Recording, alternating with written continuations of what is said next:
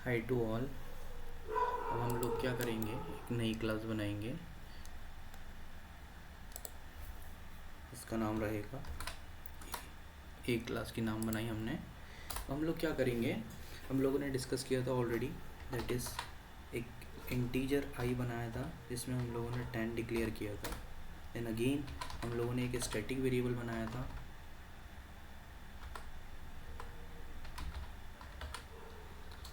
Static integer J, that is उसको 100 declare कर देते हैं। इक्लिप्स क्या होता है, जो कि अभी फ़िलहाल में जब भी हम लोग कोडिंग करेंगे हम लोग इक्लिप्स में ही करेंगे, बिकॉज इक्लिप्स में हमें जितना भी कोडिंग करने को मिलता है, कोडिंग रहता है इक्लिप्स में। तो क्या करते हैं हम लोग, जो भी सॉफ्टवेयर इंडस्ट्रीज़ में एप्लीकेशन बनती है, वेब एप्लीकेशन बनाई जाती है, बैकएंड में फंक्शनिंग की जाती है, तो वो आपको एक टूल दिया जाता है, तो उसी में हम लोग करेंगे। और अभी से आदत बना लेंगे तो ज़्यादा बेहतर रहेगा, क्योंकि इसमें हम लोग को बहुत शॉर्टकट्स भी मिलते हैं, ऑटोमेटिकली क्रिएट भी मिल जाता है। जैसे अगर हमें पब्लिक स्टैटिक वॉइड मेन लिखना है, पब्लिक स्टैटिक वॉइड मेन, तो हम सिर्फ MAN लिखेंगे, उसके बाद एंटर कर देंगे, तो अपने ऑलरेडी हमारी, अब हमें नोट पैड में लिखेंगे तो उतना ही टाइम कंज्यूमिंग होगा, तो बेहतर रहेगा कि हमें यहीं पर ही, यहीं से ही आदत डालें।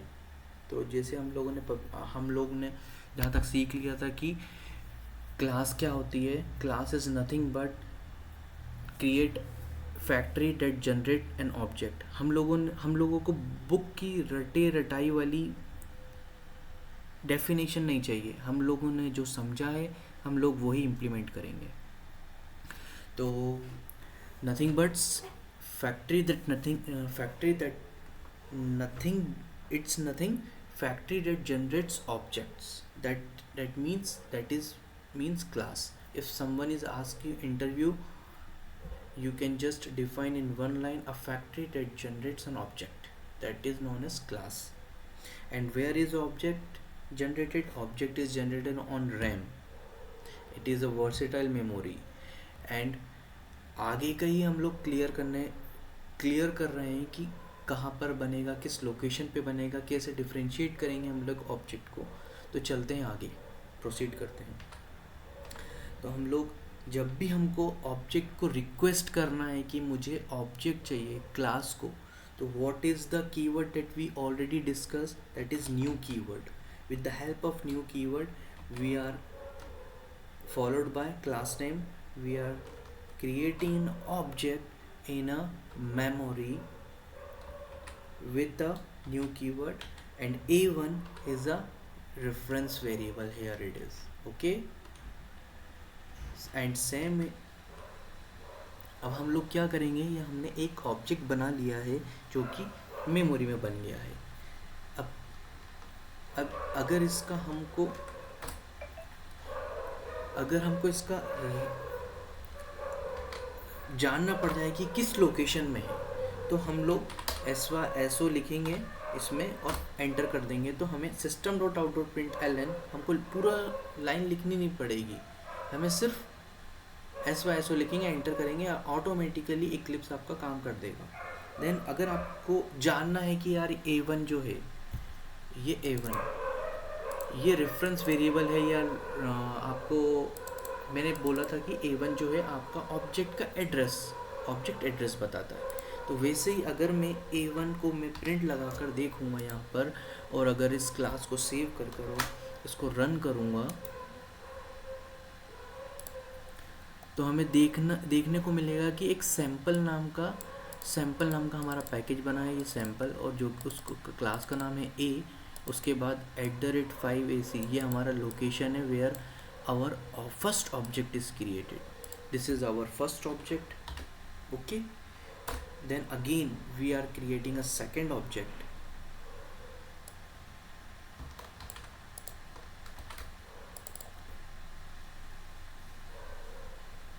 रेफरेंस वेरिएबल का नाम चेंज कर देते हैं, और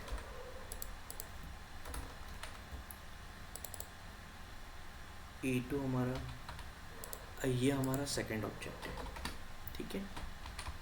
अगर अब हम इसे रन करेंगे तो हमें दो ऑब्जेक्ट बनते हुए दिखेंगे जिसका अलग अलग लोकेशन में एड्रेस हुए हैं। एक क्लास में जो कि उसका address @5800 @46176264, that is another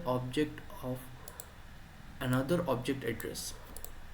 let's see, हम लोगों ने ये भी बात की थी, जब भी हम ऑब्जेक्ट बनाएंगे और हमारे पास स्टैटिक और नॉन स्टैटिक वेरिएबल्स को कैसे डिफ्रेंशिएट करेंगे, wherever we are use static keyword in a member, that is known as static member. Wherever a static member is not defined in a member, that is called non-static member. And already we discussed that whenever we create an object, a non-static member points towards an object. non-static member हमेशा point करेगा एक object की तरफ। अब हम देखते हैं कि इस ऑब्जेक्ट में क्या कंटेंट है। लेट्स सी, SYSO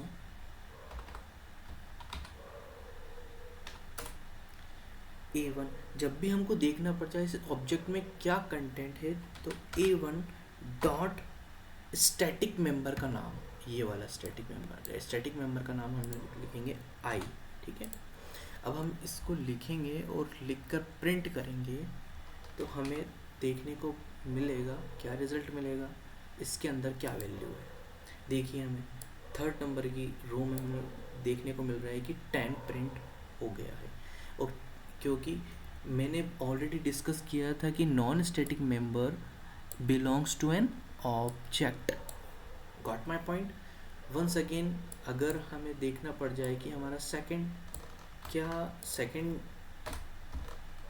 ऑब्जेक्ट भी, सेकंड जो रेफरेंस वेरिएबल है, क्या वो भी वही पॉइंट कर रहा है, क्या पॉइंट नहीं कर रहा, सेकंड ऑब्जेक्ट की वैल्यू बताएगा आपको। ये फर्स्ट ऑब्जेक्ट हो गया हमारा, ये सेकंड ऑब्जेक्ट हो गया। फर्स्ट ऑब्जेक्ट की लोकेशन, फर्स्ट ऑब्जेक्ट में भी वही कंटेंट है हमारा, सेकंड ऑब्जेक्ट में भी वही कंटेंट मिलेगा, ठीक है। तो हम लोग देखते हैं A2 dot I in A1 dot I.